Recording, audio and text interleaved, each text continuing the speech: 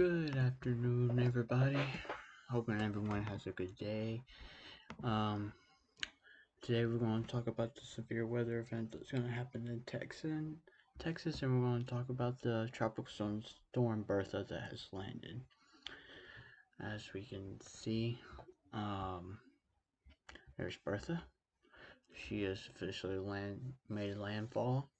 Just a tropical depression. And as we're going to see in the Texas region, we can see this big cluster of thunderstorms that has formed. And probably right now having a really, some portions of Texas might be seeing a really good wind event. As we're going to we're going to look at the maps. As we can see, there's several thunderstorm warnings scattered everywhere. As we can see a big severe thunderstorm warning that is happening in Texas, some that's actually in Alabama, some in Arkansas, some in Mississippi, some lower. As you can see, there's no severe weather that's currently happening with Bertha over here in the South Carolinas. So, first thing we're going to do, we're going to talk about the Texas region. As we can see, the National Weather Service, or the SPC guys, have updated their outlook. As we can see, they decided to keep the enhanced risk. As we see, they keep a 5% chance of tornadoes. We will further examine this as we look. It looks like also over here in the Carolinas and they are keeping they're keeping a 2% risk. We will look at that in a few minutes. Wind event looks like Texas is expected to have a really good significant chance of wind through the afternoon. Portions of Alabama, Mississippi, Louisiana, maybe South Carolina, North Carolina, maybe. Let's look at hail. As we see, there's a 5% chance hail for Alabama, Mississippi, Louisiana. As we saw with yesterday, as we looked at those lapse rates, we saw that there was great amount of lapse rates, which is the reason why they have put a significant chance for hail. We saw that yesterday with the live stream I did yesterday. So first things first, let's look at the Texas region. As we can see, the current time Zulu is 20Z, and let's look at this. As we can see a big old blob of storms over here. It looks like some are starting to develop out through this region. We will talk about these storms that are developing out here. As we can see, if we look at 20Z, it looks like the models are handling it pretty okay. Let's look at the HRRR and its latest run. We can see this big blob of rain. We'll see if it predicted it right earlier today. Let's go 17C, see if it, yeah, it detected it, so it's doing a pretty decent job. And as we saw with yesterday model runs, if you go back on the previous videos, that it did show something forming ahead of these next cluster of storms that should be developing by this afternoon. We're gonna talk about this. I think this is the area where the second layer, the second storm cluster that's forming. There might be a chance of tornadoes, but as we can see later in the afternoon, it will turn into a wind event / hail event. The chances of tornadoes are going to be very brief, as we'll see and hear in a few minutes. We'll use the HRRR, the RAP, and the NAM through our analysis, and we're also going to look at the chances of maybe a brief spin up or two that could happen. Anytime you have a landfall from a tropical depression, there's always a slight chance somewhere of a tornado that could happen, but it's not the greatest of chance, but it's there. I mean, it's like the SPC guys, it's 2%, but it's not 0. So we will break this down very quickly. Let's see what the text is showing us this morning for the Texas regions. Upper low is present today over the northeast Texas. As we saw, there was a low. Oh wait, I haven't showed you all that. So we will look at that really quickly. We're going to go on the weather prediction page. We're going to go current analysis. As we can see, there is a low, and as we can see, there's vorticity around it. Up here in the 500 millibars, we can see that. So let's see what else the text show us for today. Model's guidance suggested that mid-level heights will rise throughout the day, but several small-scale vortices maximas are rotating around the upper low and will affect the central Texas. These will lead to cluster intense thunderstorms from early afternoon. So let's find out what they're looking at. So as we can see there is a big upper low right here over Arkansas. As we can see, there's several, like right here. There's a upper vortices that's rotating around the main low. So these little vortices are rotating around the main low, or the main vortices, helping these thunderstorms over Texas intensify. All right, so let's see what else the text shows us. A few storms have begun to form in Dallas-Fort Worth. As we saw with radar, there was a big severe thunderstorm over that area. More widespread storms will develop by mid-afternoon. As we saw with the HRRR, we expect a second round. As the air mass continues to moisten and destabilize, low-level winds will not be particularly strong. As we saw yesterday, some models guidance did suggest maybe low-level winds to strengthen, but we will look at it here in a bit. But deep layer shear will be favorable for organized rotating storms. This combined with mixed layer cape values over 2,500 will pose a risk for very large hail. Damaging winds potential should increase through the evening as storms congeal and spread towards middle upper Texas. Now let's look at South Carolina and North Carolina. Tropical storm Bertha has moved inland over South Carolina and will continue to drift slowly northward. The envelopment of strong low-level winds is small, and the convective nature of the storm have shown little tendency for cellular structure thus far. Nevertheless, will maintain a narrow corridor for marginal risk for brief tornadoes through the afternoon and evening, where the CAM solution suggests there is some potential. As I said, anytime you got a tropical storm, even though this one's not the strongest, there is always that chance of a tornado too. So now let's get back to the Texas region. As we can see, there is the Dallas-Fort Worth area. We can see this big old cluster of thunderstorms that has moved down. Now we can see that these little storms are starting to fire up. As they can see, the mixed layer. Well, let's look at the Cape. This will help us determine how much maybe inflow of these storms could potentially get. As we can see, about 1,000 joules. Let's continue with the rapid analysis. As we can see, there's increase slowly, so this could help. But it looks like there's going to be some convective inhibition with these storms. Convective inhibition, as we can imagine, is maybe a stable air. Usually, when you have a line of thunderstorms moving through like that, they have very strong cold pools, and these cold pools could stabilize the air. But let's look at the mixed layer cape. Mixed layer is pretty much saying, okay, as the partial rise, we're going to mix in the heat. So that even though the cape says, oh, there's like 3,000 joules, when we mix it, we'll end up having 500 joules of cape that the storm could use. So as we can see, later in the afternoon, it's about 2,000 for some convective inhibition, so maybe a chance. So the air is going to be really stable. So we can probably still suspect. Anytime you have a linear storm system like this, you could probably suspect a tornado too, but very brief and not really that strong. But as we can see, like the SPC guy said, there will be some good cape, so this could aid with hail. As we also if we probably look at the lapse rates, the lapse rates are going to be very steep. At this point, let's look at that and let's have a look. Mid-level lapse, we'll look at the mid-level. So 7.5, that's pretty steep. If we look at the low-level lapses, we're 9.5. So yeah, we could still probably suspect some good hail later this afternoon as we continue a few hours into it. So the chance of hail is still there.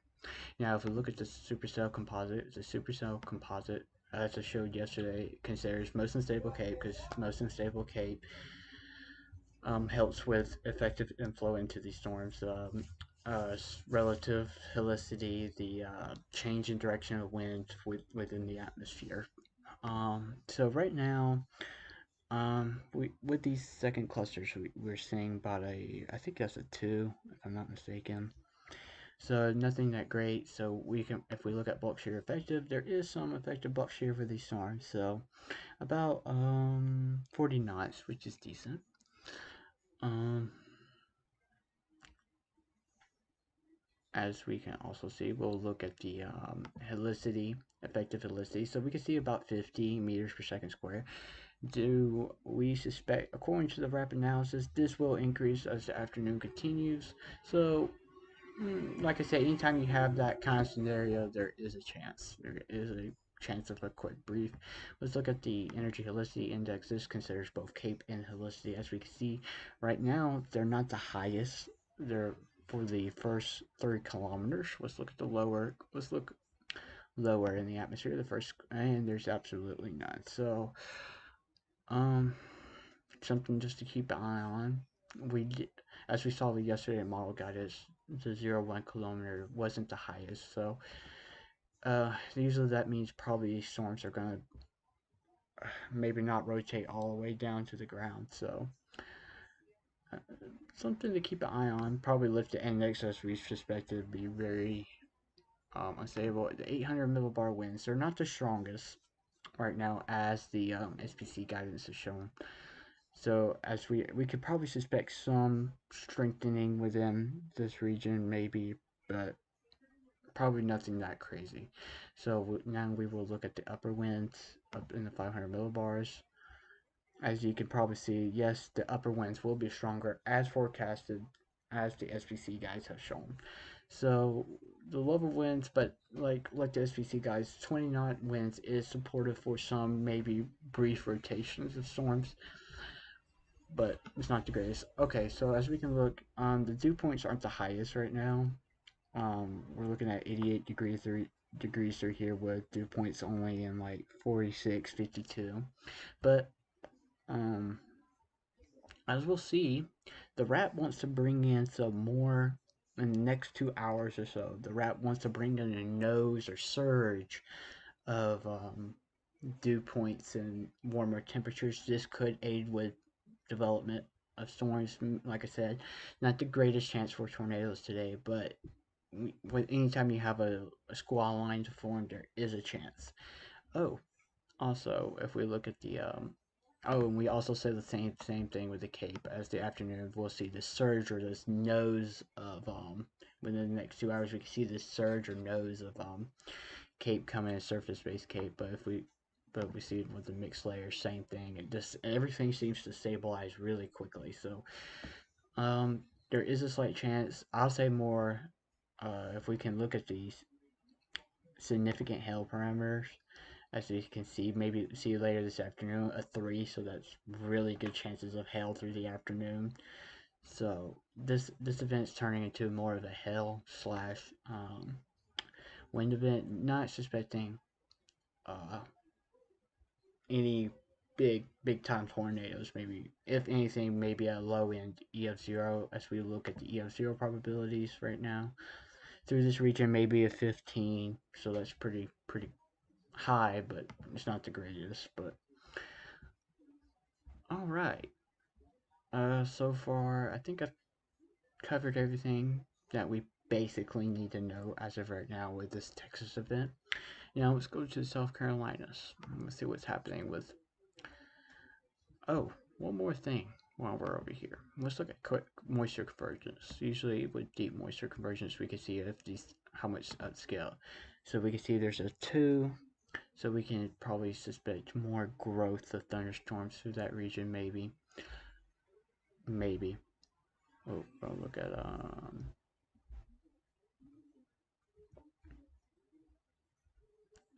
let's see, moisture convergence, which is in here somewhere. The moisture convergence surface. Here we go. Moisture convergence. So yeah, there is some convergence happening within this area. So we can probably suspect more thunderstorms to pop. We'll look at satellite view here in just a minute, just to confirm that. All right. So now we're gonna go look at South Carolinas. As we can see, oh, so as we can see, some convergence is happening out here in the ocean. So could we suspect more thunderstorms to form? Maybe. So let's look at this wind shear. It's not the strongest. through this region, but anytime you have a tropical um, brush, I'm really not sure if that's a true fact, so I can't really say that. Take that back. But if we look at the helicity through this area is about 300, 200, but we'll see what happens as the afternoon continues. Alright, so we can see, maybe. So, supercell composite through this area, it's only a 2. Like we said, there's not a really high chance for this area. As we can see, it kind of goes down as the afternoon. So, maybe not the greatest chances of tornadoes through this region, but maybe a brief, quick spin up is there. I mean, it's there. I mean, nothing you can really do through this region as of right now. But now let's look at next lab. Let's look at the satellite imagery, see what's happening with the Texas region. This will give us more ideas where the boundaries. Okay, so we can see, let's do sub-regional. Alright, let's look at Texas. Okay. Let's go back a few hours so as we can see the cumulus field was in here.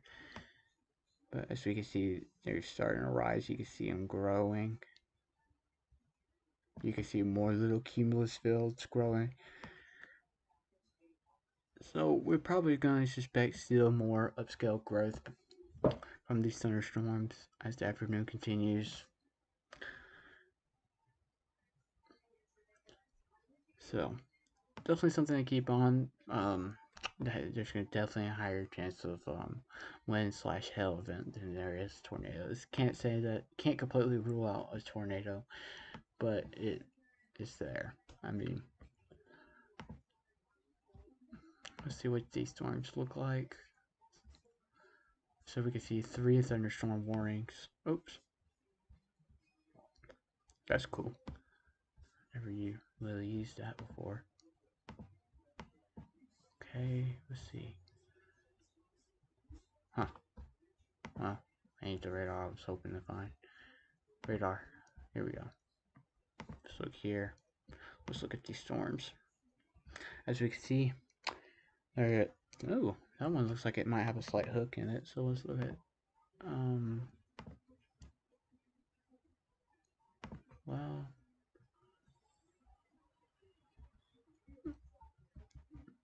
maybe some rotation within this upper storm right here. Maybe. Let's look at it. Let's look at it, shall we?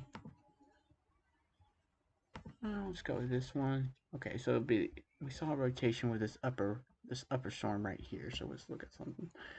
Today would be easier to see these storms and where they're at than yesterday. Yesterday were kind of okay. So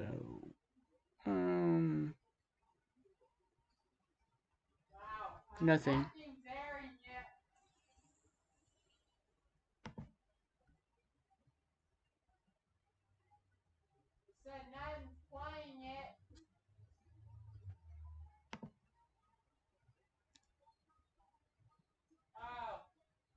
Might be some slight rotation in that storm.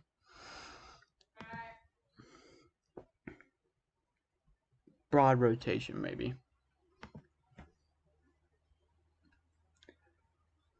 Yeah. Something definitely to keep an eye on. Right now, we'll keep our eyes on it as the storm progresses. Definitely got like look like a V notch. That's interesting. As we can see, several of these storms already got huge hail cores. I mean, from radar indicated, I can see hail. Let's look at this. See, yeah, you can see hail already within this region. So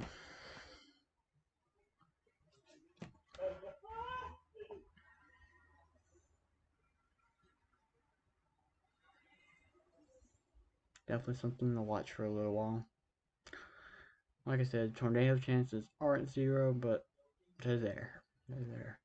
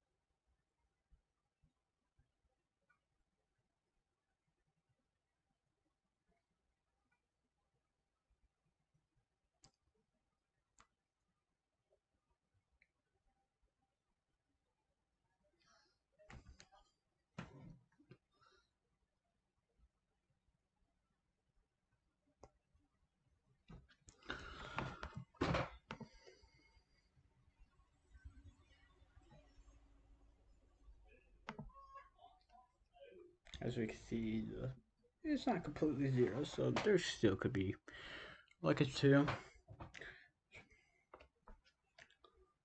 The storms right now.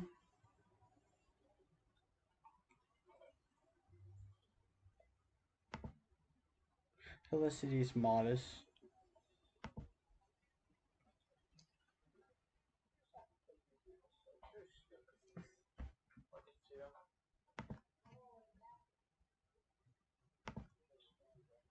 Surface 1 kilometer, there's absolutely no spin, so the chance of these storms to produce a tornado, like I said, it's not zero, but it's definitely not the greatest chance.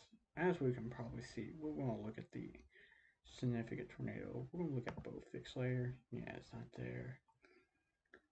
And let's look at the effective layer. Yeah, it's zero. So, but I bet you those updrafts will help aid some big time hail through that region.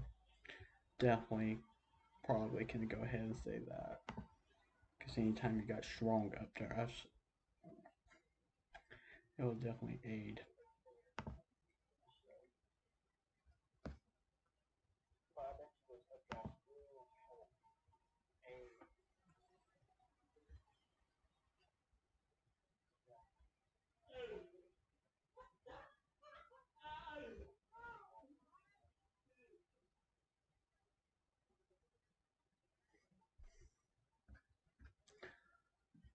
So nothing overly impressive. Let's look at the current temperatures and dew points and see what they are doing through this region. As we can see, it's 80 degrees, so really good heating with dew points only in the 50s. But as we saw with the wrap, and looks like the NAM does try to surge some sort of higher dew points and stuff through this region. So it'll definitely be interesting to see what will happen as the afternoon continues.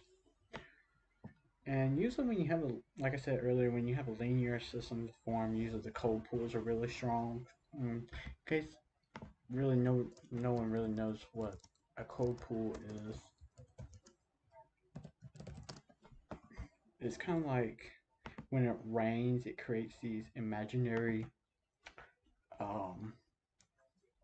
cold front, and if the cold pool is really strong, it can outrace the storm, and usually it helps with development of more storms up ahead.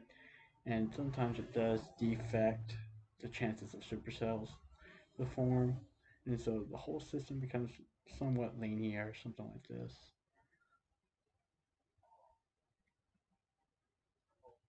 So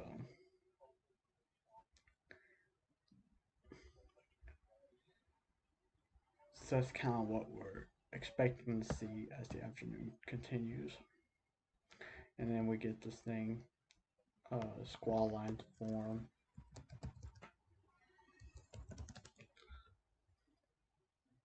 Squall line, something like that. I'm not saying that's what we're kind of expecting to see, but sometimes within the squall line you get these little divots, and where these divots occur is usually where you get your tornado warning, because that's where the greatest amount of inflow is going in. And sometimes when you go up on the line, you'll, well, let's see if I can show you. I did save something not too long ago. I was reading an article about these things. May have lost them.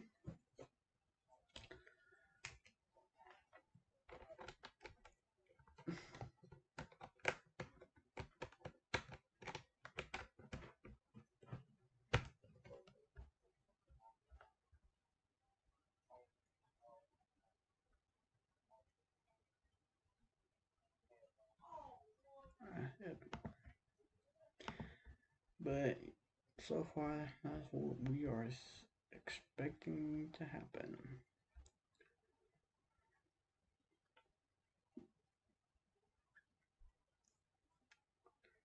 So, not the greatest.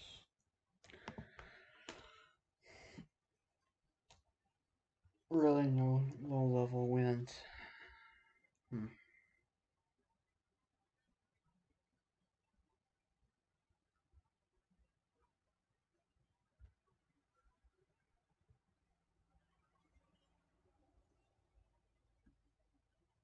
See very little effective shear, bulk shear at the 0 to 1 kilometer, surface to 1 kilometer.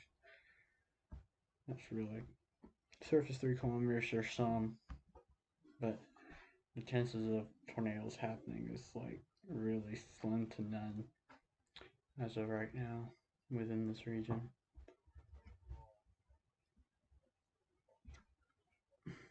But let's look at the hail parameters. Oh, what's significant hail?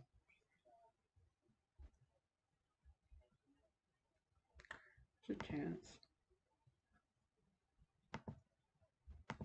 So, as we can see, the significant hail parameter considers most unstable Cape, the mixing ratio, the lapse rates, the temperature within the height of the storm. So it considers lapse rates and all that. And as we saw, the lapse rates within this region was, if we look at the low level lapse rates, it's like a 9, so it's really steep. And then a 7. So yeah, we could, that region is definitely, there's definitely a chance of hail within that region with this cape also with about 1,000 to 500 joules of cape. We can still suspect um, pretty good size hail falling from the sky through that region for sure. So this is south of Dallas, northeast San Antonio. We can see this big old line of storms coming through, probably creating a bunch of wind. It looks like an outflow boundary is outracing it. So could we suspect these storms to weaken? Maybe. But until then, I'm pretty sure these storms are going to be producing a really good wind. We'll look at radar. We will confirm that.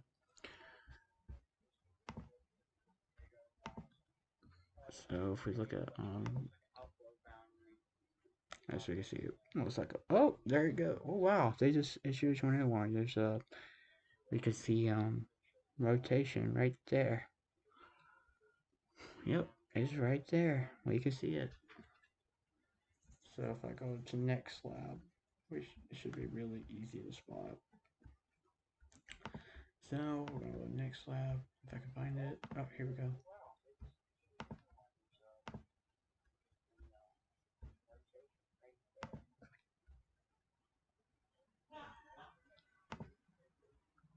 Let's look at it. Okay, here we go.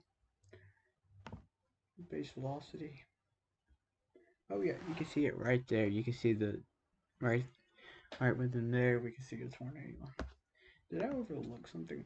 Oh yeah, we can see the mixing, the mid-level lapse rates being. I'm at ML Cape, mixed layer Cape being really high. So effective bulk shear 65. That makes sense. And the supercell composite is a 4 through that region. So bulk shear 1 kilometer is not really that great. That's very interesting, but there is a 50 meter per second square helicity, so that is very interesting. So we'll look at 1 kilometer. Very interesting. But anytime you have a line of thunderstorms like that, that's a few minutes ago when I was trying to talk about how sometimes within these lines you can get circulation. That's what I'm talking about. You can have this circulation within this region right in here. It's,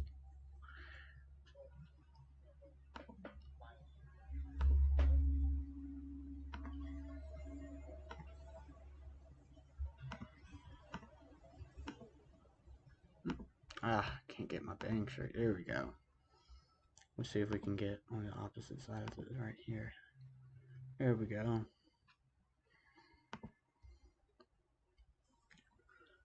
Yeah, definitely rotation.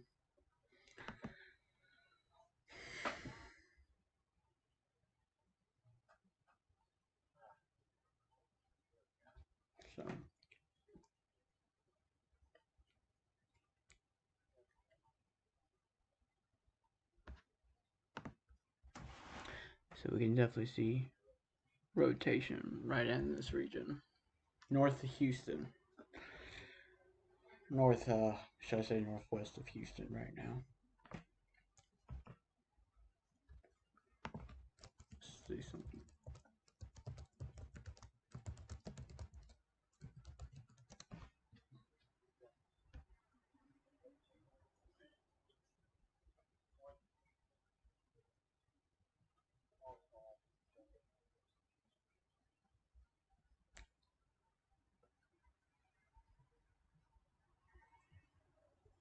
Yeah, that system that's coming through,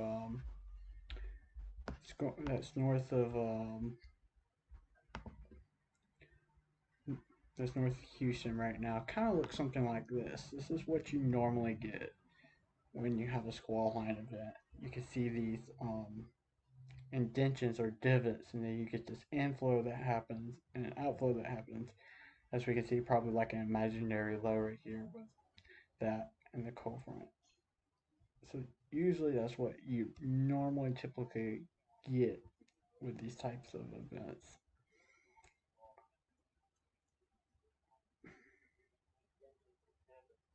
As we saw, there was some effective bulk shear through that region.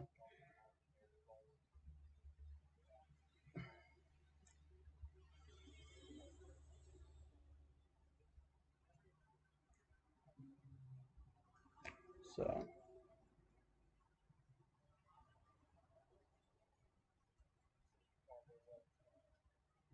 when that second line of storms formed, that's what we kind of what we should see maybe.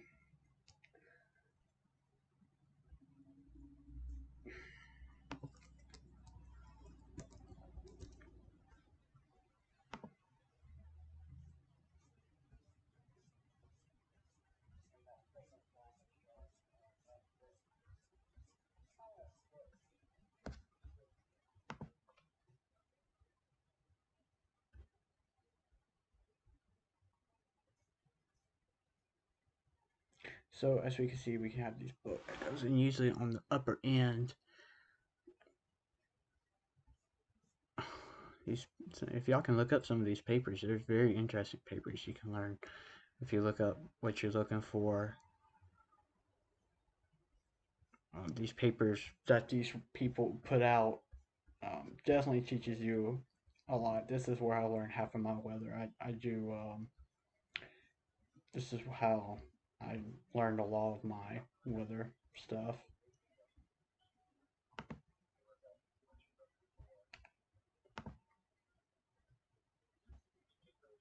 But yeah, these upper regions, you have this big bow, and then up here is where you normally get it to happen. These tornadoes, and like I said, you get these little divots, and usually within those little divots, sometimes you can get a tornado or two to form. But some of these papers will go into the math. I know some of the math is complicated. Sometimes it gets over my head, but it's something nice to look at and kind of learn.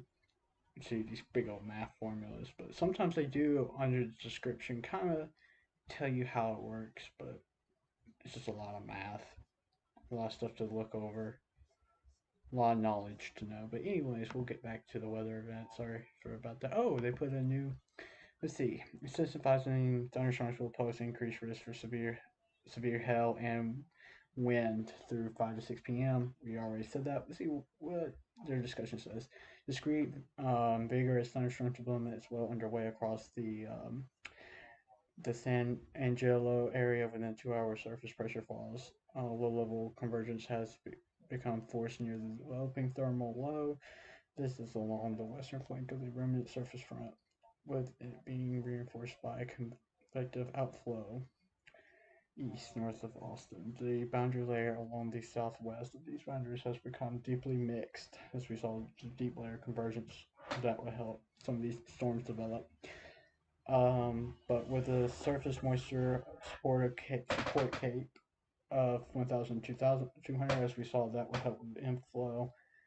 But once we mix everything, we've got about 500. But anyways, in the presence of steep level actually aided by a strong deep layer shear. As we saw, there was some bulk shear effective to that region, so it could help. One or two storms may intensify into synactive supercells during the next hour or two, posing an increase of large hail and locally strong downburst winds into the 22-23Z timeframe, forcing from anything associated with the low and mid-level warm advection and consolidating surface cold pools may begin to contribute upscale growth and the evolution of the long southwest of the surface boundaries towards the hill country.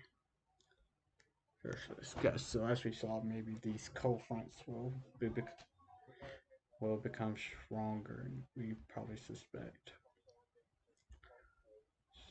these storms. But we'll see how the rotation in this area is doing. Looks like it's still there. So very interesting. But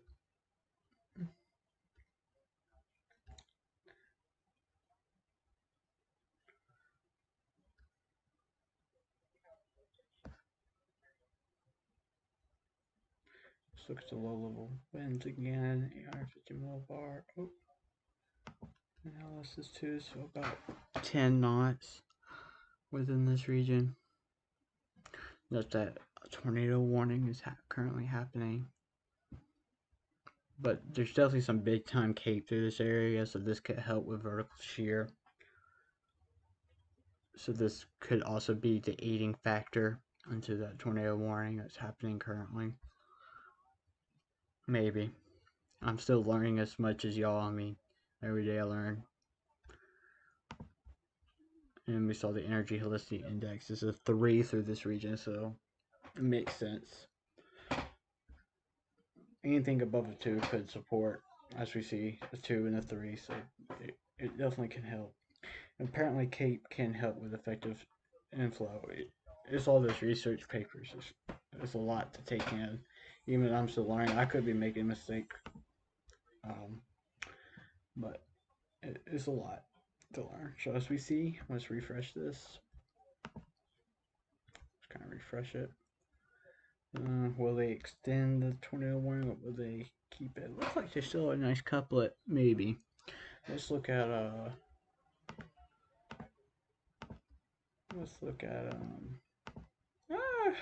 can't get my bearing straight. There we go.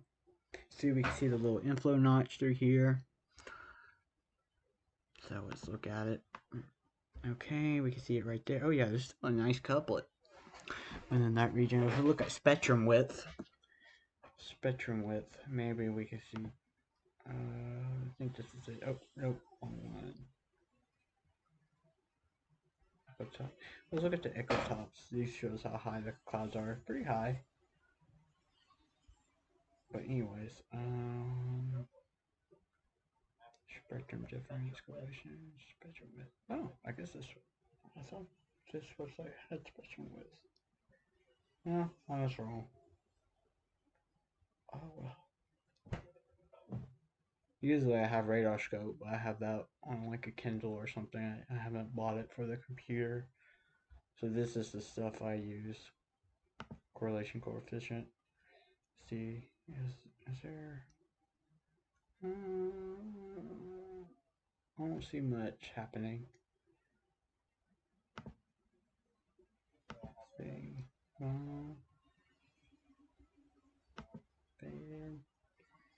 oh yeah. So let's look at something real quick. We can actually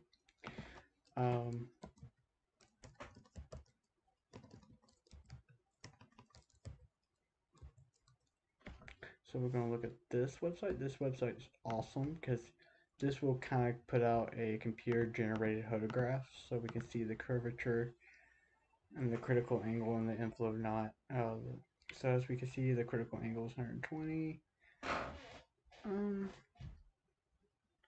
The SRH from 0 to 1 kilometer 61, 0 to 3 69.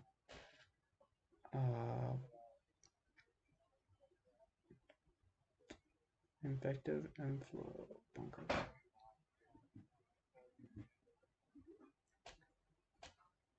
So there's a nice little photograph.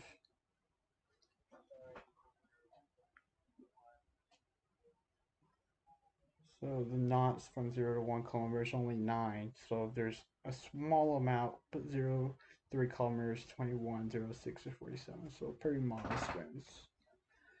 Pretty modest winds. Wouldn't be surprised if tomorrow there would be like a EF 0 or 1 with that storm.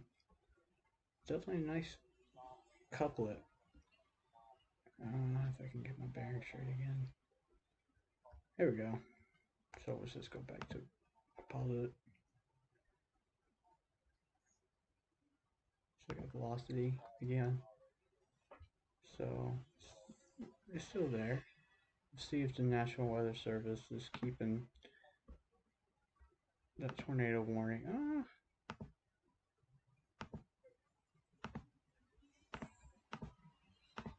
Oh my gosh. Alright, here we go. Not bad. I know I'm terrible.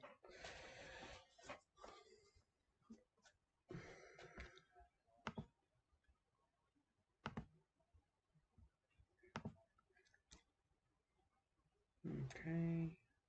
So they haven't extended nor done anything with it yet.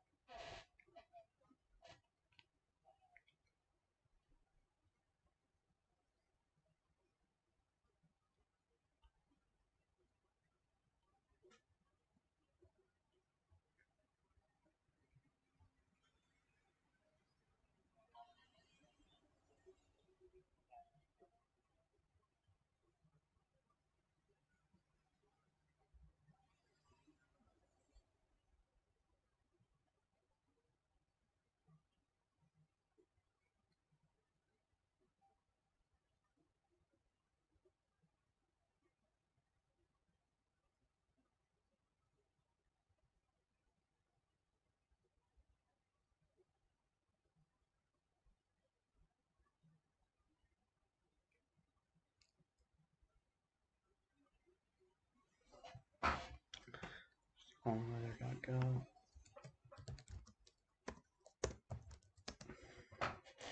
Usually this update faster than, so it looks like they're gonna take off the tornado warning for that region. Alright, so for as of right now, there's still some broad rotation, but it didn't look as tight as we saw a few minutes ago.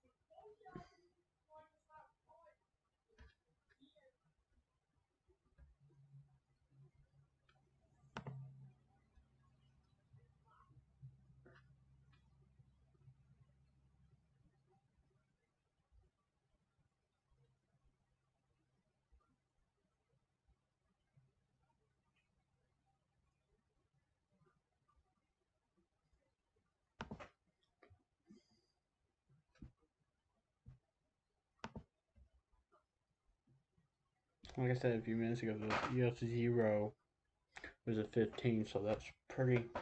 That means you have a decent chance for EF0 plus to form, but if you go on EF2, it's only a 1 through that area. So if there was a tornado, was to touch down, according to this, it might be at EF0 to EF1, maybe. And it's a very quick, brief, strong rotation in that area. So, but yeah, later this afternoon we should see this some somewhat of a stronger low level winds through this region, but and a surge of dew points and all that coming through this layer, the second area of storms. Probably coming from these boundaries that are forming from this storm that's way ahead, maybe. But we're gonna go look at NextLab satellite images again.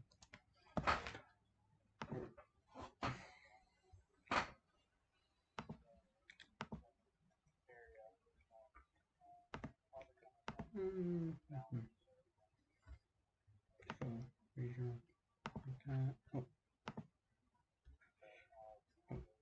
Sub-regionals. This is where we want to be. So let's have a closer look. So as you can see, there's a boundary. Looks like that right in there, maybe. That's probably interacting with them storms. Maybe not. Maybe so. That does look like a boundary of some sort. Maybe.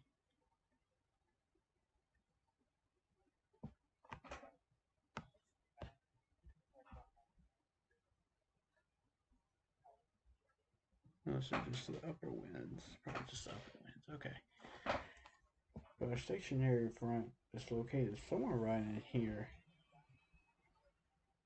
Those storms could be interacting with that too. As we look on the weather protection, you can see the stationary front.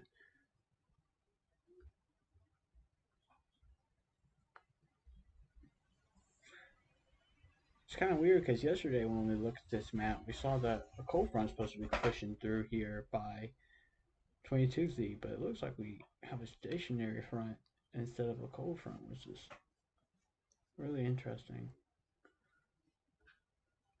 And we can see this map is kind of behind because Bertha's up here, and it still has it. It updates every 3 hours.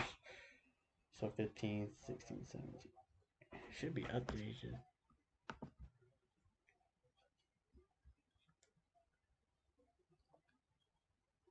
There we go. That looks more updated.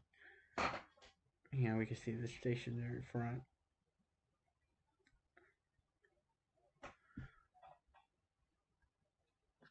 So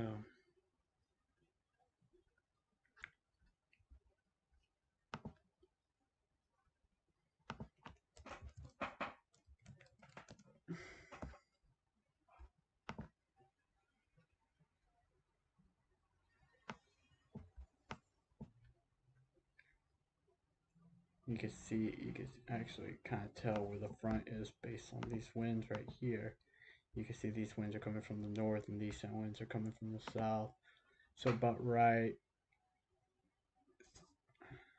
so something about right in here, you can see right in there maybe. Just where is that? Something like that maybe.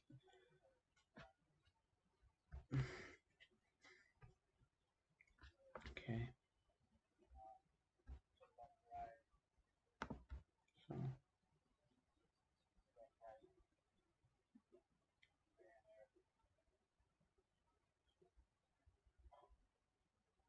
So it looks like there might be another cold front by tomorrow. Huh.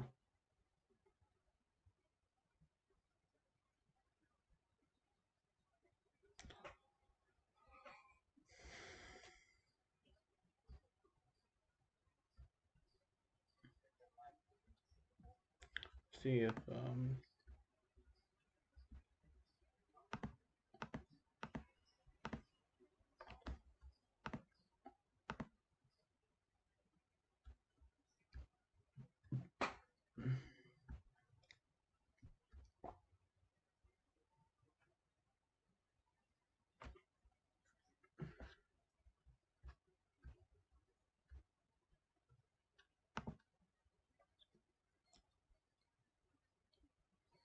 Still some broad rotation with that area, but probably still producing a really good gusty winds through that region. So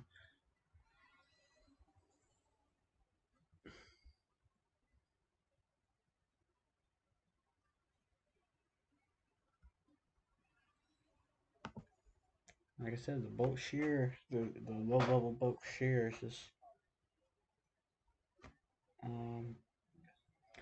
it's not the strongest.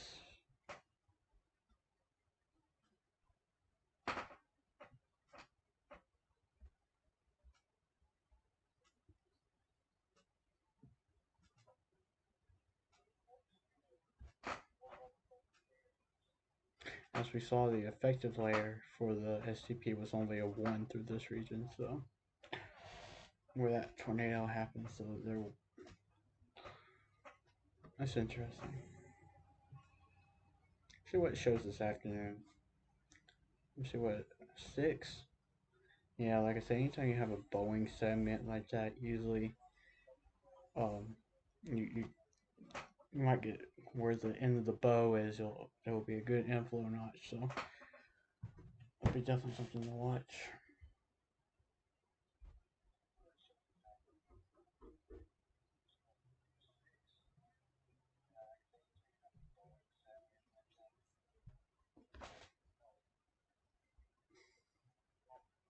So we gotta watch as the segment grows. We gotta look for little divots, like we did with that that storm before it went tornado warm. We could see. Let me show you on loop. I wish I had. I need to download one of those drawing things. You can see the little divot right there where this tornado. If you can see my mouse, if not, I guess as far as I can zoom in. But yeah, you can see the little divots right here. And then that's usually right where these divots happen. This is your area of greatest chance for tornadoes to happen. So when the new line of storms develop, we gotta look for little divots like that.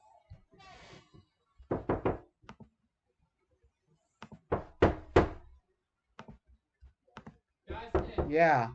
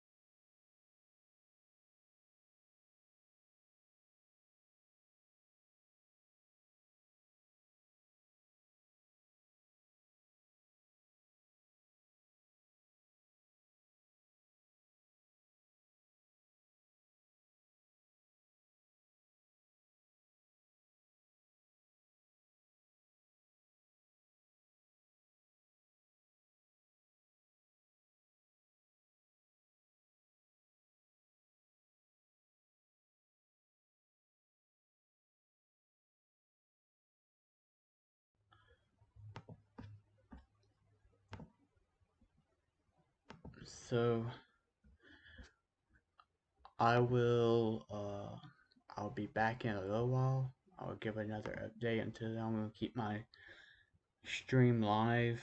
I guess I'll leave it on these upper storms and see how they. Let's see.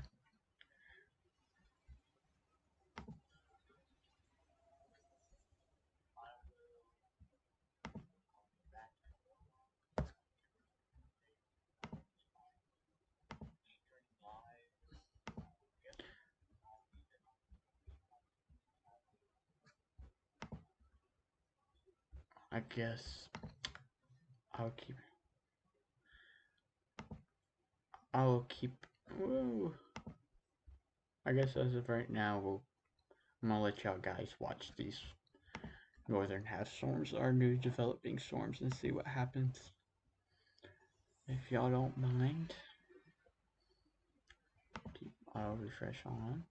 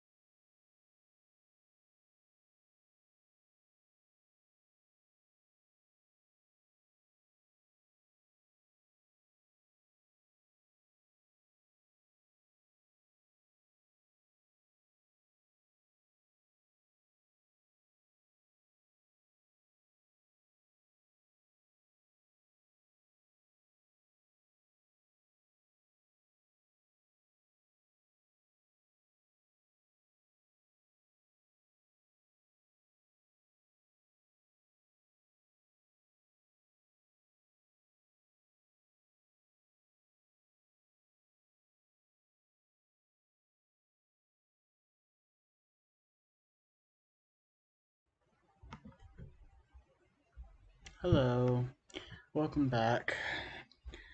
Well, as I was gone for a little while, and I look back on radar, I see that there was a tornado warning that was south of Houston. Well, I started going back and trying to figure out what I've missed in the last couple minutes. First thing we're going to look at is the bulk effect of shear. There's plenty of shear in the area, definitely down here in Houston, definitely with these storms that are up here in this area. We're going to look at, as earlier we saw that the surface, if we go back a couple hours ago, we noticed that the bulk shear for the surface 1 kilometer was really low. But as we see as the afternoon increased where that tornado happened, it looked like there was 10 knots of bulk shear in that area earlier today. So I bet you that's definitely is what helped with this tornado, with that tornado support. As we can see, the supercell composite was a 4 about that time. About this time when that tornado warning went up, let's look at this SR reflectivity. As we can see, it was about 100, so pretty modest, really low but modest. It was still there, the chances were still there. So now we're going to look at the new thing they came out with. This is this helicity talks about the first 0 to 500 meters, not the first 0 to 5 kilometers. The new thing that Vortex has come out with. As we can see, the very bottom layer was a 50. I will probably do a video on this later, but from 0 between the surface to 1 kilometer, they came out with this new thing where they can detect the 500 meters. As we can see, it was a 50 around that time, so there was still a little bit of turning in the low levels. As we saw earlier today, there was absolutely none. As we saw later that afternoon, there was 50. And if we look at the new storm significant tornado parameter, this is using the 0 to 500 meter reflective relative helicity, and it's a new thing that they came out with that Vortex 2 has discovered. As we saw, the parameter was a 1 at the time, so there was a chance of tornado during that time. So this new equation, or new thing I should say, it takes in mixed layer CAPE, the LCL heights, how high the clouds are, storm relative helicity from 0 to 500 meters, the relative wind shear, the change in wind shear, and also takes in convective inhibition at the time. So that's how they get this number. As we can see, it was still 1, so clearly it was still significant enough for this to happen.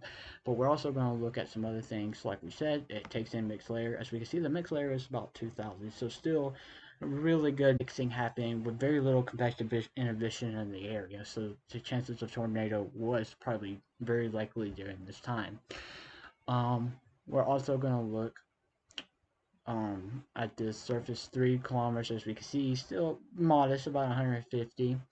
This is surface 3 kilometer. And now we're going to look at the surface 1 kilometer. As we can see, it was 50, like I said a few minutes ago. So now we're going to also look at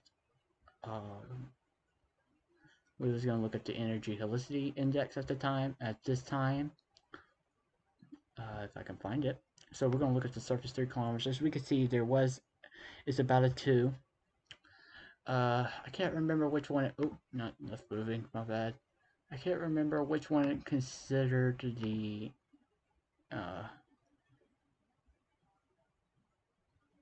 There's a.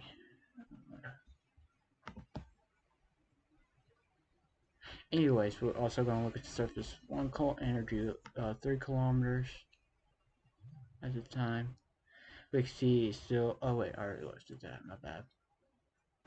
Surface 1 kilometer. As we can see, it was a 1 at the time. So yes, it's not very surprising that this probably did happen.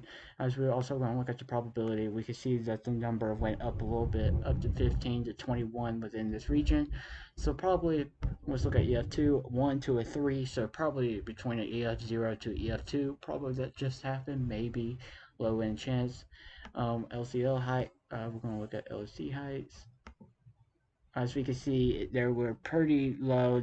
The bright, like if we see a red, that means these clouds are super low. If we see a blue, that means they're kind of up in wherever this number said, 1,400 kilometers. And as we can see, these storms out here in Texas are really elevated. So probably still expecting a good hail event out here.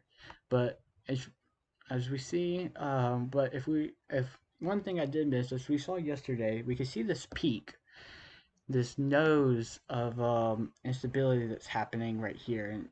And one thing that I did not take into consideration, that this first batch of storms was going to be the closest to where the greatest convective inhibition. I meant not convective inhibition. I meant greatest to where this cape was. So these storms down here probably had a higher chance, and I missed that. That's my apologies. I should have seen that, but it makes perfect sense why this storm system that first initial development as it went down came through, because as we remember that we kept seeing this nose or this peak of instability coming up and around through this Texas region, and these were going to be the first storms to essentially take in this energy. I could be wrong with that probability, but it makes sense to me. As we can see, the low level reps rate. The storms down here are still experiencing some 7, so probably still got some decent hail. Let's look at the mid level. So not as modest as out here with the second batch of storms, but still a 6 is still favorable for hail. And as we keep looking, SR relative winds, surface 3 kilometers still good, 1 kilometer still pretty decent.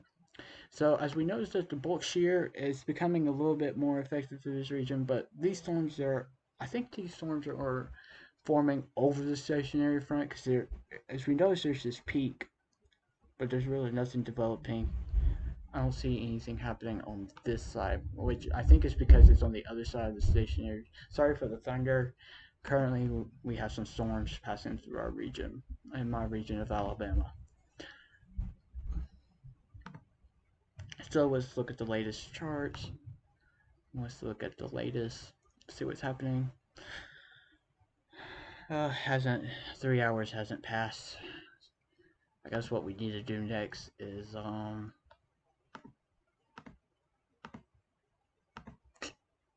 let's do this observation, surface observations, to see if we can figure out where this. Usually you can tell by the winds where. So we can see winds coming up here, and then we see winds coming through here. So maybe right in here, maybe, I don't know. That's one thing I've been having to practice and get better at. I'm trying to definitely get better at. As we can see, our lows here. We got something going through right here, probably our cold front. We can see the surge right here, pressure. See what was supposed to happen. As we can see, our turn time is 22, so let's correlate that with. Oops, I bet you I just exit off.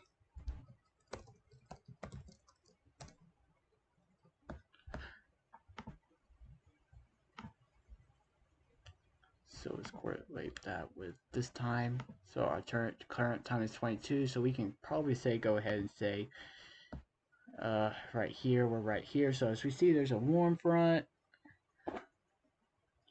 with a cold front trailing down right through here, maybe around this time. So that's our, oh, I see what's going on. So as we go back to our storm prediction. Oh, right here, here's our second low right here, maybe, and here's like our warm front slash cold front looking future right through here. So that's probably a pretty good. And as we can see, they have came out with a new monitor corridor for damaging hail winds and additional watch possible. A small MCS is currently moving across the Houston area with severe winds gusts measured. This system has produced an effective outflow boundary which extends northeastward north of the new cluster of severe thunderstorms along San. So those storms to the south. Strong instability remains over the region, but surface-based Cape to 2,000-3,000 joules storage to sanitary cells upstreams are likely to maintain increased intensity as they travel south eastward. Lengthy hourglass will continue to favor cells capable of damaging hail, and damaging winds are increasing with a blowing merging storm. Current storm motion suggests that the area south west 230 may need to be severe watch soon. So, ooh, increasing convective inhibition through this area. According to the charts, we can see on their charts we can see the surface-based cape being 2,000, 3,000 with this outflow. Okay. And they did issue it. So tornadoes low, you have to put a low. So as pretty much expected with this event, the chances of tornadoes are very low. Nothing crazy. I missed this first round. That's my fault. Uh, I was, I totally ignored this little storm system that came through. Uh, I did look at it. I think just a little bit, but I think I should have paid a little bit more attention to it. But we learn. This is how we learn. So yeah, we can see this.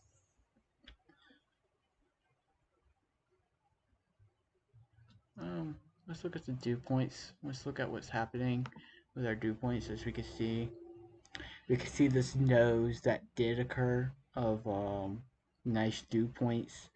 80-degree temperatures. This storm system is in 92 degrees. That might explain why there's such high cape through this region.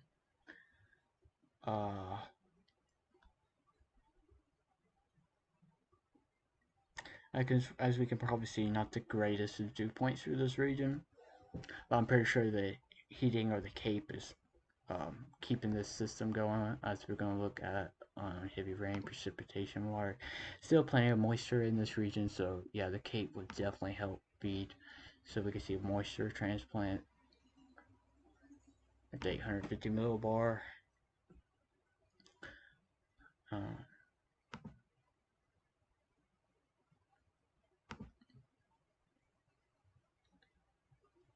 So yeah, we can see this.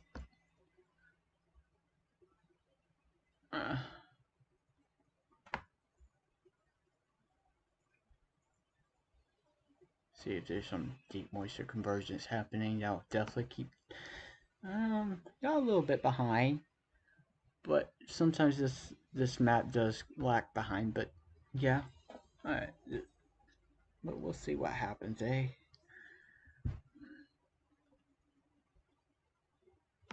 Moisture conversions. Okay, so there is some moisture conversions happening in this region. So yeah, these storms might be able to maintain like the storm prediction there. So let's look at the HRRR and see what this HRRR does with this system. I'm gonna go. I like using NextLab. I like using all kinds of websites, but NextLab is one of my favorites. Don't ask me why. They're all the same. They use the, I guess they use the same basic. I don't know. So our current time is 22 Zulu. So we're going to try to correlate, see how well it's handling episode 21. So 22. Oh, it doesn't do nothing really that much with it. It's interesting. Oh wow. Very interesting. Huh. It still shows initiation of storms of some sort. That is very weird. If we go back on our radar,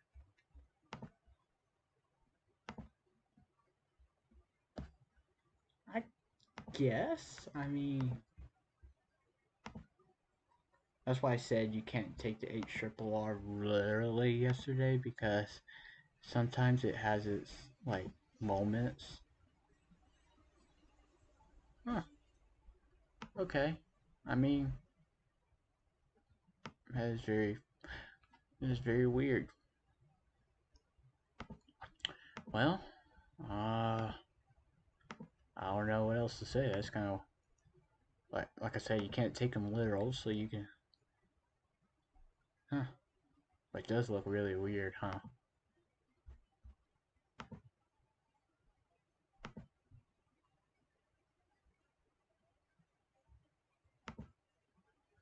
If we can get any new storms to form ahead of this line, like these cells right here, I think they could have a chance. The reason why I say that is because let's look back.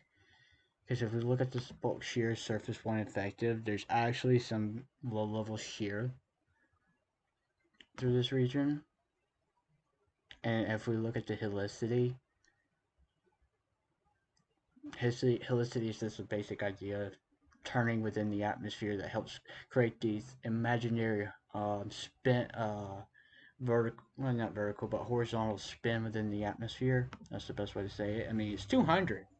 I mean, clearly there's enough spin. And if we look at the new thing, I mean, 50, yeah, there's still some. So, I mean, these storms could. And if we look at the supercell composite, as we saw a few minutes ago, it's like 8 through this region. So, according to the equation and all the things that are around, there is a chance. And if we look at mixed layer, we'll see if there's any convective inhibition. Whoa, there is a little bit of convective inhibition. So, uh, let's see if they're elevated storms. We can probably tell that with the LSC heights. They're not that elevated, but they have to overcome some convective inhibition within this area. So, uh, it would be something to keep an eye on. See if they can do anything. Let's look at the surface 3 kilometers.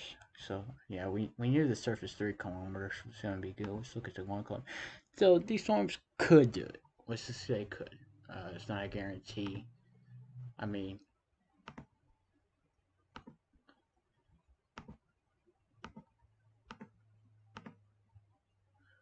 but okay. Anyways, back to the models real quick. So let's see if the RAP, see what it's showing so far with this simulated radar. I mean, it's not gonna look as high def, but it kind of shows the same thing. Interesting, I guess. But if we look at the HRR, see what it does with the supercell composite though. See if it kind of looks the same. So we can probably actually see it increase as it shows, but we can't take it literal, so it's just an idea that's there. Let's look at the updraft helicity. So it does show some updraft helicity happening maybe ahead of these storms, so maybe those storms could do it, but we would definitely have to watch and see. Let's look at the HRR. Can't say HRR, I'm at RAP. See, supercell composite. Oh, so it kind of increases it. Let's see what the photograph shows us and this UT.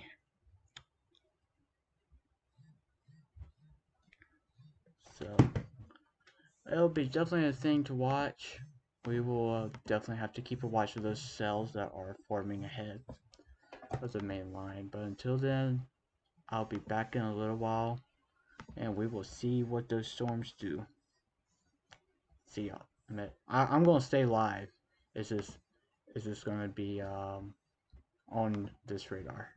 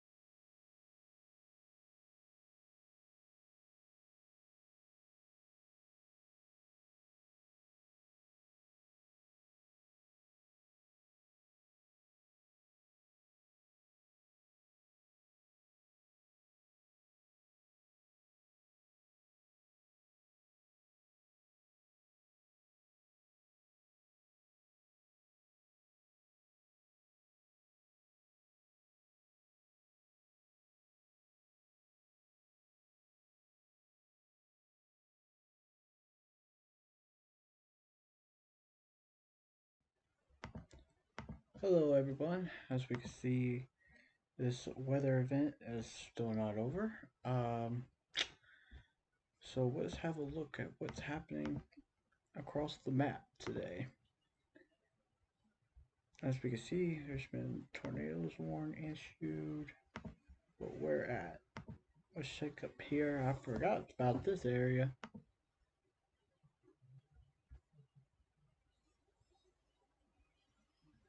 We'll check that area in just a few minutes. Let's look over here. Well, according to the here it says tornado warning. Let's see where they've been issued at. Virginia and North Carolina. Take cover now.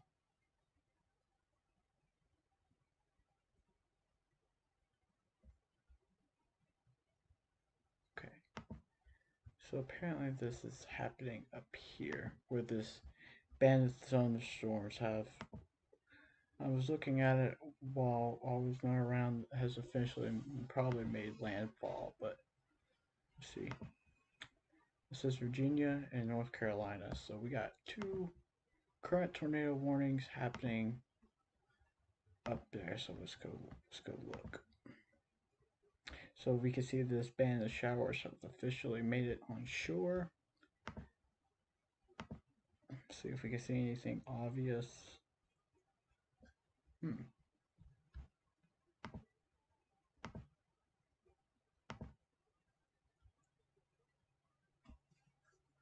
Nothing out of the blue. Then again, I don't have the fancy like radar scope on this computer. That'll be something I'll definitely be try to put on this computer soon.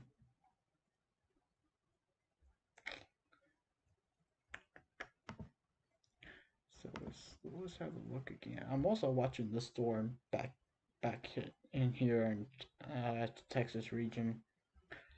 It exploded really quickly. Oh, here's our tornado warning all the way up in Virginia. Near South Heel, south of South Heel. Let's have a look at it. Oh, wow. That's so. Let's investigate. Sorry for the thunder in the background. Still having that storm system that's moving through the Alabama region. A brief tornado possible. Oh, they just also issued a mesoscale discussion over this area where this tornado warning just occurred. So let's have a look. Yeah, anytime you have a band of thunderstorms like that to pop up on shore, usually you'll have a quick brief spin up. Like I said, harder to predict these kind of things.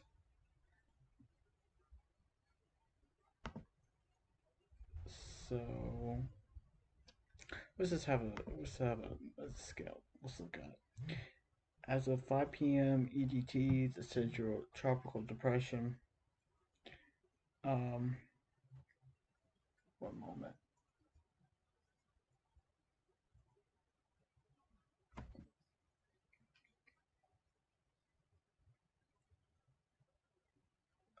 Okay. Rain band moving onshore near Central TD. Low risk of brief tornado was just not anticipated. As of 5 p.m. Eastern Time, the Central Tropical Depression Bertha has located near this coordinates, or about 55 miles east northeast Columbia, South Carolina. National Hurricane Center forecast showed Bertha was slowly to the northeast through the evening. Ram bands with weak embedded mesocyclones has moved onshore near the north South Carolina border. SPC mesocycle analysis and the proximity rap summing shows weak instability up to 500 joules within the proximity of the band of 100 to 150 meters per second square of 01 SRH storm relativity may continue to support small rotation storms capable of brief tornadoes as they move ashore. Shear profiles become less variable as Bertha is forecasted to move northwest later this evening. This should suggest that any threat tornadoes would be relatively short-lived, and a watch is not likely needed. So, as it shows, as Bertha moves northeast, the storm, everything that helps support tornadoes will not be there. So, be a probably very brief, quick event that's to happen. Well, as we can see, let's also go back and let's look at our storms in Texas. Okay. Fresh. Still nothing that much happening in Texas, so let's have a look and see what our mesoanalysis show.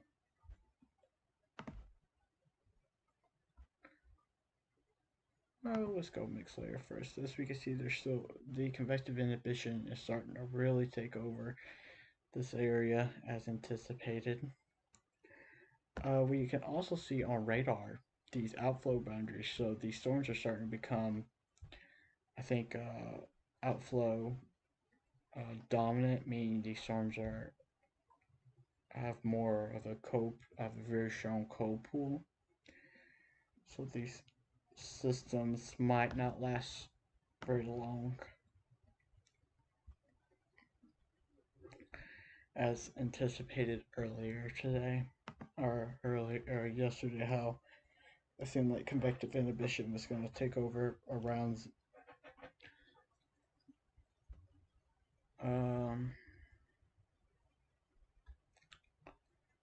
so if we look at surface cape, even then we can still see convective inhibition within this area.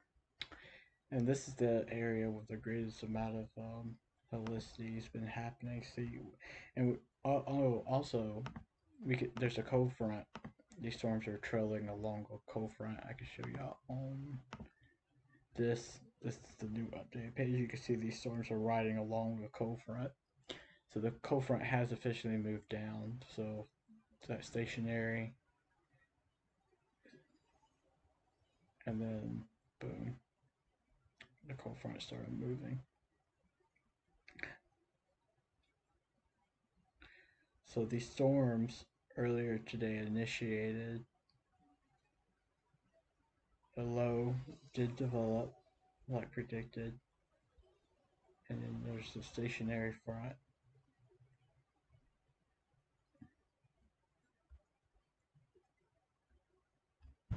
If we can go in EWAL, we can probably see it.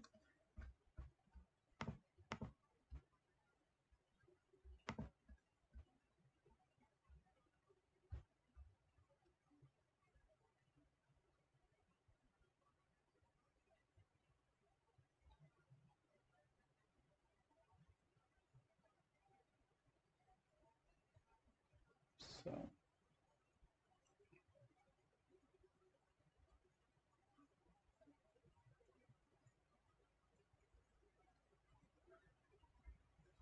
but let's see something.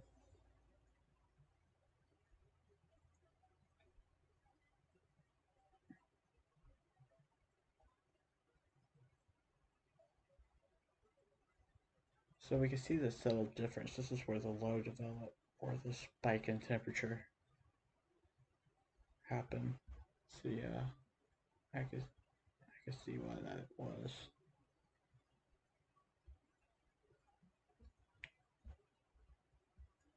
But anyways, sorry about that. So we can see the greatest amount of helicities through this area, or right along that cold front. It's about something like this, I assume.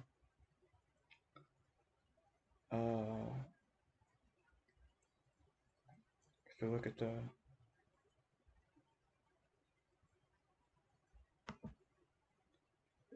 some of these storms are starting to become elevated.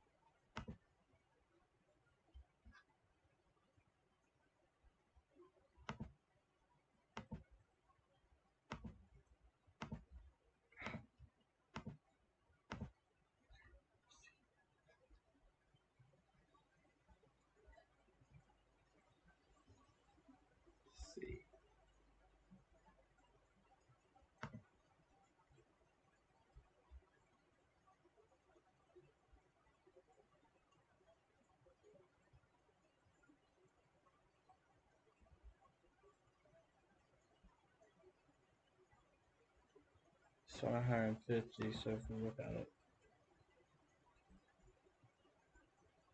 I think those are in kilometers. Fucking, always double check this stuff.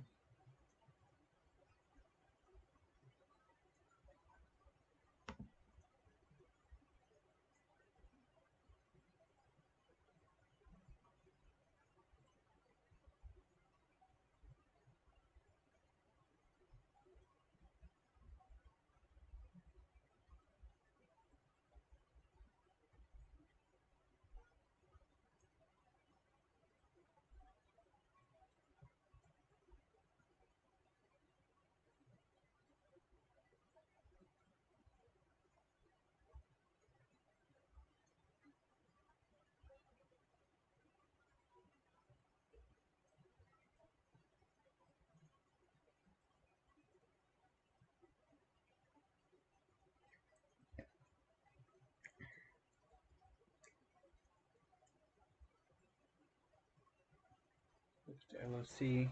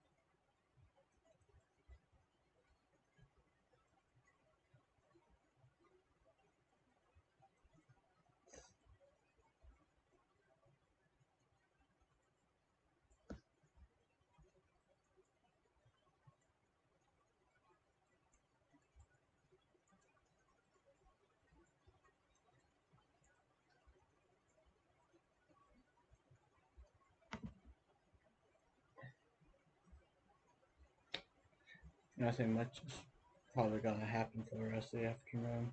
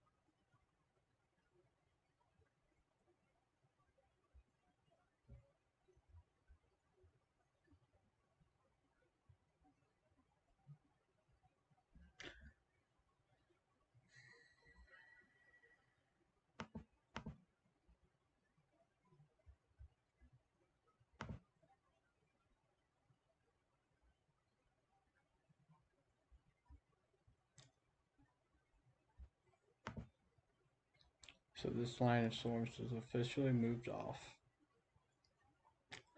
These storms are starting to weaken. And you can see the outflow boundary outracing it, so that's the first sign of weakening storms usually.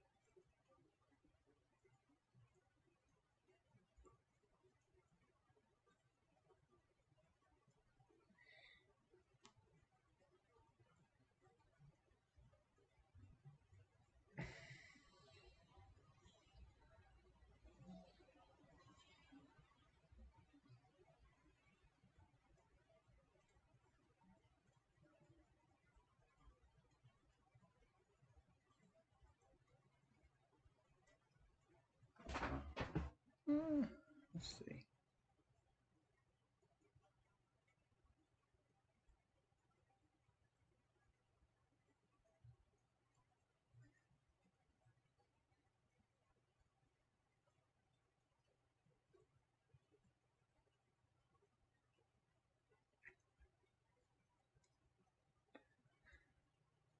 Interesting, for sure.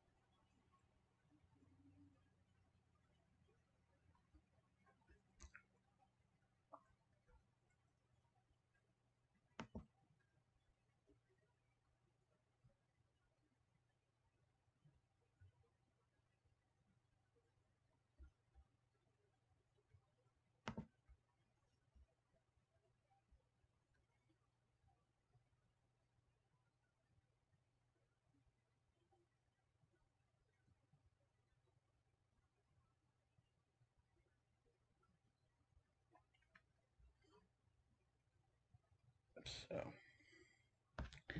yeah, I'm thinking about ending this live stream. Looks like it's just gonna start becoming just a wind event.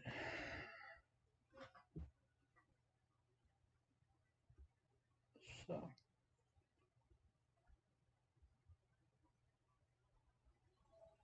well, let's see.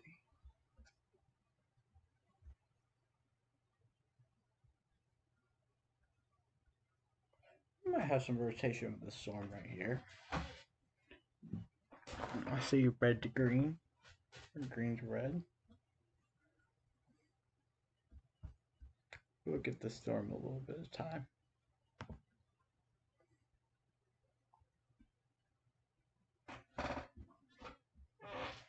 It's not that tight.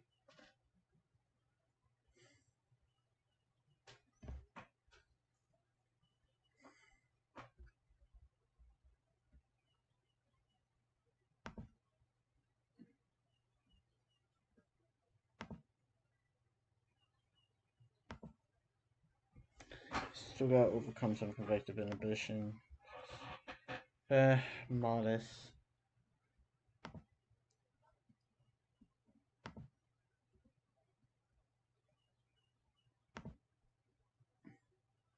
Well, Violet Tornado parameter says right there.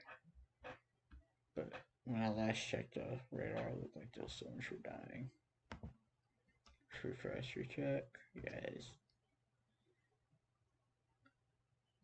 So much convective inhibition. Stable air. First, because of this first initial storm system that came through that really probably stabilized the air. And we're going into nighttime, so no more daytime heating will occur.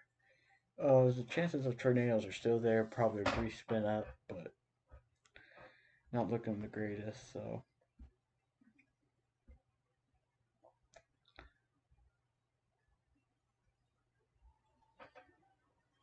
This event was fun to cover. Learn something new every day. I missed it.